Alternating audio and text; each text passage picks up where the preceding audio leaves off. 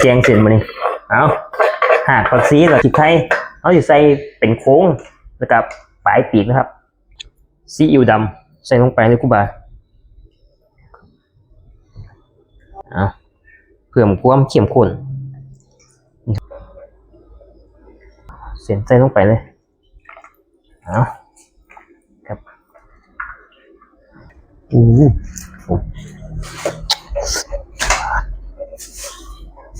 มาคูบามีแกงเสียนก็ต้องมีตำปูปลาอันกับผมแล้วก็เสร็จใส่ลงไปมาละเอาฮัดเลยแสบๆเขาไหมครับฮัดเลยทำยังไงเลยคูบาเนี่ย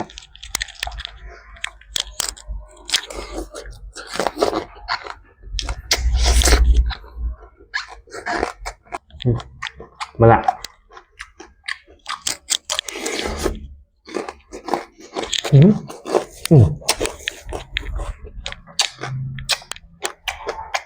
กินข้าวคลุกมันแซ่บ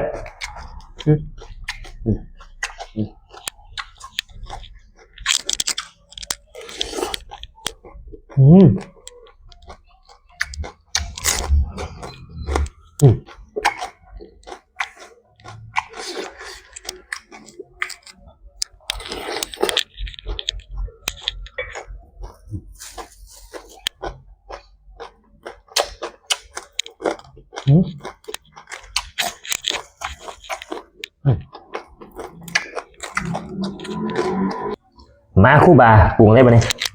ผมพริกลงไปเนี่ยน้ำตาลนิดหน่อยครับนิดน้อยตามด้วยน้ำปลาผมน้ำส้มใส่ซูใส่ยักหน่อยผม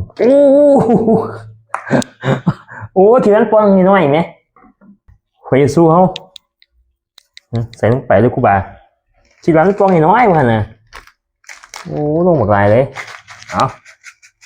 เทียมเกี่ยวใส่ลงไปผมจนหอมผักชีเอาใส่ลงไปคู่บาเลยแซ่บๆกับหน่อยจากข้ามก็ยังเก่ามาผมค้นกูถอยมันเข้ากันเลยผมลูกชิ้นก่อนดับแรกครับผม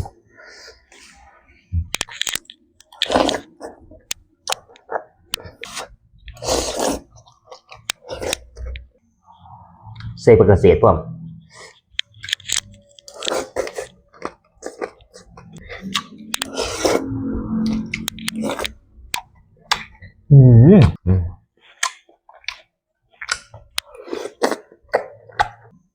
เนี่ย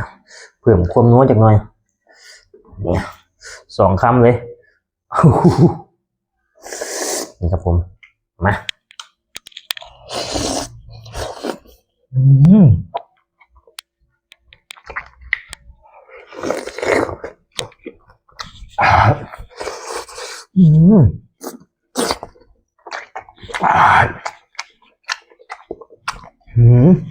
มื้อนี้ก็แซ่บนัวคือเก่านะครับกับหนุ่มน้อยตะข้ามพอกันคลิปใหม่คลิปนี้ก็สวัสดีครับ